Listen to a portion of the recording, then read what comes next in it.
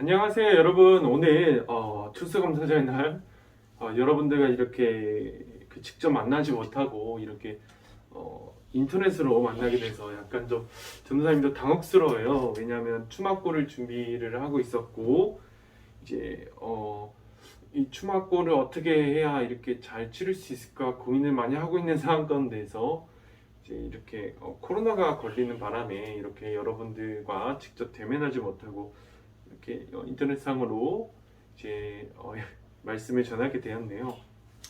여러분 오늘 추수감사절 날 이제 일단 여러분들과 직접 만나지는 못하지만 오늘 말씀 내용을 먼저 전하고 후에 이제 모든 이제 그 일정들은 선생님들께서 함께 해 주실 것입니다. 여러분 전도사님이 오늘 추수감사절 설계 제목을 이렇게 정해봤어요. 추수감사절 하나님의 부탁 이런 내용입니다. 여러분 추수감사절이 어떠한 것을 위하여서 존재하는지 혹시 알고 계신가요? 여러분 추수감사절은 그 명칭 그대로 추수한 것에 대한 감사를 하는 날입니다. 한 해 동안 열심히 농사를 지어서 이제 풍성한 열매를 맺은 것이 이제 너무 하나님께 감사해서 이제 그 감사를 표현하는 날이 바로 이 추수감사절이지요. 물론 우리 학생들 중에서 이제 농사를 지어본 학생들이 얼마 없을 수 있기 때문에 우리가 왜 이 추수감사절을 지켜야 돼요? 우리가 농사를 짓는 것도 아닌데 이렇게 생각을 할 수도 있을 거예요. 그러나 이 추수감사절을 꼭 농사를 지어서 추수를 많이 해야지 그런 환경 가운데 지켜야 되는 절기를 볼 것이 아니라 한 해 동안 우리를 지켜주시고 우리가 이렇게 아름답게 성장할 수 있도록 잘 지낼 수 있도록 함께 해주신 하나님께 감사를 드리는 그런 날로 생각을 하면 될 것 같아요. 우리가 한 해 동안 무엇을 이루었는지 우리가 뒤돌아보면 그리고 또 하나님께서 우리를 어떻게 지켜주셨는지를 뒤돌아보면 하나님께 감사를 드릴 수밖에 없을 것입니다. 여러분 그러면 이 한 해 동안의 이 결실에 대해서 감사를 드리는 이 추수감사절 날 하나님께서 우리에게 부탁하시는 것이 한 가지 있다는 것을 우리가 알 수 있을 거예요. 여러분 오늘 본문 레위기서 23장 9절에서 14절 그 다음에 21절에서 22절 말씀 보면 우리가 하나님의 부탁을 알 수 있습니다. 여러분 이 오늘 본문의 말씀의 내용은 가나안 땅에서 이스라엘 백성들이 첫 번째로 곡식을 추수할 때 이제 하나님께서 부탁하셨다는 내용을 말씀해 주시는 본문이에요. 여러분 하나님께서 이스라엘 백성들에게 이 추수감사절 오늘날로 말하면 추수감사절이지요. 추수감사절 때 이스라엘 백성들에게 부탁하셨던 것은 무엇일까? 우리는 그것을 11절을 읽음을 통해서 알 수 있습니다. 11절에 이렇게 나와 있어요. 제사장은 너희를 위하여 그 단을 여호와 앞에 기쁘게 받으심이 되도록 흔들되. 여러분 이 문장을 제대로 해석해보면 이렇게 볼 수 있습니다. 그리고 제사장은 너희의 기쁨을 위하여 여호와 앞에서 그 곡식단을 흔들어야 된다.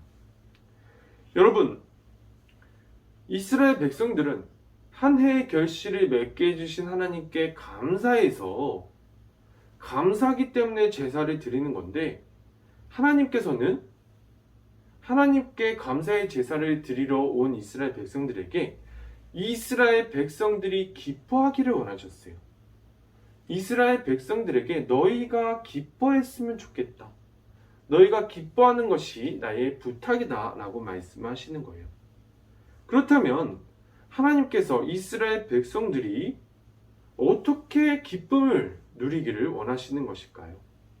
전도사님은 오늘 본문의 뒷내용인 23장 21절에서 22절의 내용을 통해서 이스라엘 백성들이 구체적으로 누리기를 원하셨던 그 기쁨, 하나님께서 이스라엘 백성들에게 주기를 원하셨던 그 기쁨의 내용을 말씀을 드리겠습니다. 읽어보면 이런 내용입니다. 이날에 너희는 너희 중에 성회를 공포하고 어떤 노동도 하지 말지니 이는 너희가 그 거주하는 각처에서 대대로 지킬 영원한 규례니라. 너희 땅에 곡물을 벨 때에 밥 모퉁이까지 다 베지 말며 떨어진 것을 줍지 말고 그것을 가난한 자와 거르민을 위하여 남겨두라. 나는 너희 하나님 여호와이니라. 여러분, 하나님께서는 어떤 기쁨을 누리기를 원하셨냐면 이스라엘 백성들 중에서 풍성한 결실을 맺을 수 있었던 사람만 기쁨을 누리는 것이 아니라 평소에는 그렇지 못했던 사람들, 약한 사람들, 어려웠던 사람들도 이 날만큼은 모두 함께 기쁨을 누리기를 원하셨어요. 그것이 바로 하나님의 부탁입니다. 하나님께서는 하나님 앞에 추수감사절 날 감사를 드리러 온 백성들에게 이렇게 부탁하시는 거예요. 너희가 나에게 감사를 드리러 이 자리에 왔지. 너희가 한 해 동안 내가 너희를 돌봐주고 내가 너희를 도와주고 내가 너희를 지켜준 것에 대하여서 감사해서 나에게 왔지. 그러면 한 가지 부탁만 들어줄 수는 없을까? 너희가 나에게 진짜로 감사하다면 너희만 즐거운 이 추수감사주일이 되는 게 아니라 너희 이웃도 같이 즐거운 그러한 추수감사주일이 됐으면 좋겠어. 이렇게 말씀하시는 것입니다. 여러분, 우리는 이러한 내용을 보면서 이렇게 생각해 볼 수 있을 것 같아요.